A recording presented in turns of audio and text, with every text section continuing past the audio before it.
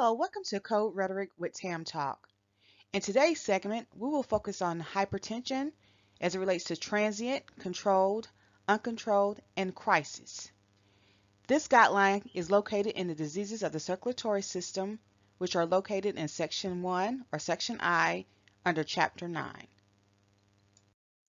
The ICD-10 General Coding Guideline states, for hypertension that is transient, assign code R03.0, which represents the elevated blood pressure reading without the diagnosis of hypertension, unless the patient has an established diagnosis of hypertension. Assign code O13 along with the applicable digits for gestational or pregnancy-induced hypertension without significant proteinuria, or O14, again along with the applicable digits, preeclampsia for transient hypertension of pregnancy. Hypertensive or hypertension control. This diagnosis statement usually refers to an existing state of hypertension under control by therapy. Assign the appropriate code from categories I10 through I15, which represents our hypertensive diseases. Our ICD-10 General Coding Guideline further states, for hypertension that is uncontrolled, the uncontrolled hypertension may refer to untreated hypertension or hypertension not responding to current therapeutic regimen. In either case, assign the appropriate code from categories I10 through I15, again which represent hypertensive diseases. Hypertensive crisis, assign the code from category I16, which represents hypertensive crisis for documented hypertensive urgency, hypertensive emergency, or unspecified hypertensive crisis. Code also any identified hypertensive disease, again which is represented in categories I10 through I15. The sequencing is based on the reasoning for the encounter. In our first coding example, our patient has been diagnosed with elevated blood pressure. So in our first book step, we're going to identify elevated or elevation.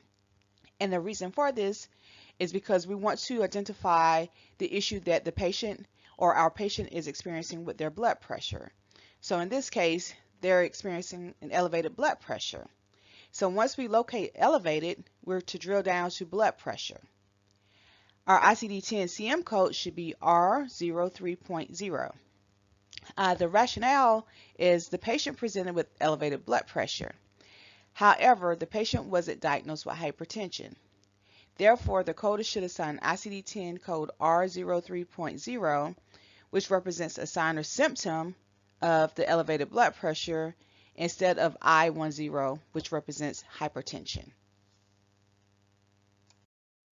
In our next coding example, our patient presents for treatment of hypertension. The provider refilled the prescription for metoprolol. So in our first book step, we are to identify hypertension. Our ICD-10-CM code should be I10. The rationale is our patient presented with the diagnosis of hypertension.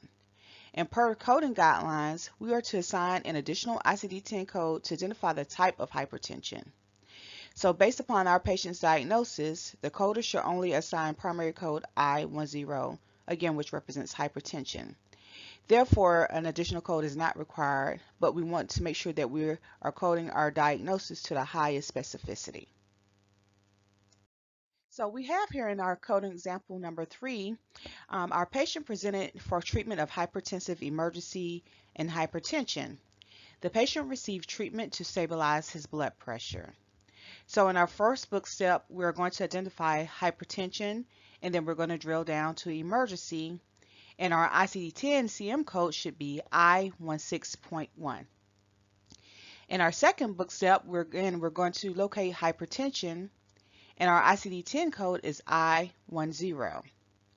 Our rationale for this coding example is, again, the patient presented with hypertensive emergency, and per the coding guidelines, we are to assign an additional ICD-10 code to identify the type of the hypertensive emergency. We are also to code any identified hypertensive disease. So based upon the patient's diagnosis, the coder should assign primary code I16.1, which again represents the hypertensive emergency, and then secondary code I10, which represents hypertension. Coding tips for this segment is first, understand the status of the hypertension, be it transient hypertension, controlled, uncontrolled, or if the patient is in a hypertensive crisis. Secondly, remember to determine if the other diagnosis is a manifestation of hypertension.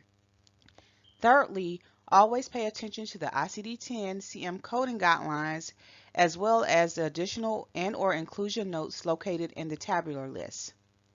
Remember to code to the highest specificity, and as always, when in doubt, always reference your coding guidelines or inquire with the health professional. This concludes our segment of Code Rhetoric with Tam Talk.